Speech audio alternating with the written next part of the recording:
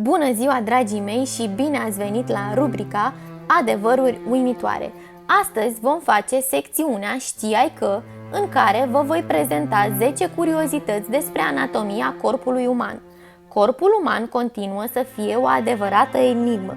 Cercetătorii au descoperit o sumedenie de lucruri interesante pe care nu le-am învățat la lecția de biologie, cum că, într-o viață, omul își schimbă 18 kg de piele și atunci când dormim suntem cu 8 mm mai înalți.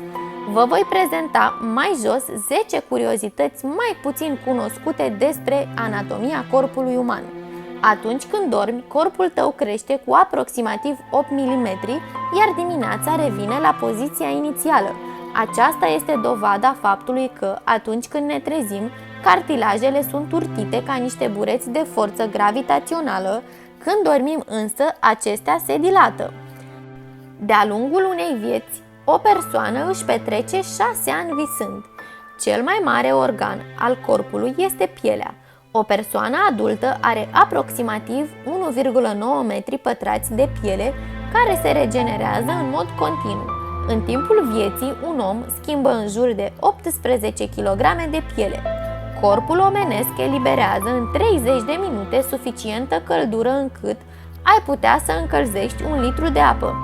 Acidul gastric pe care stomacul omului îl elimină este într-atât de puternic încât am putea dizolva o lamă de ras. Inima femeii bate mai repede decât cea a bărbatului. Omul are aproximativ 76.000 de fire de păr pe cap. Plămânii conțin peste 300.000 de capilare, acestea fiind cele mai mici vase sanguine. Dacă ar fi puse cap la cap, acestea ar măsura circa 2400 de kilometri. Cel mai puternic mușchi din corpul uman este limba. Copilul, până se nască, visează permanent. Copiii născuți prematur vor visa mai mult la maturitate decât ceilalți. Dacă v-a plăcut această serie, nu uitați să-mi dați un like, un share și un comentariu. Aștept părerile voastre. Pe curând!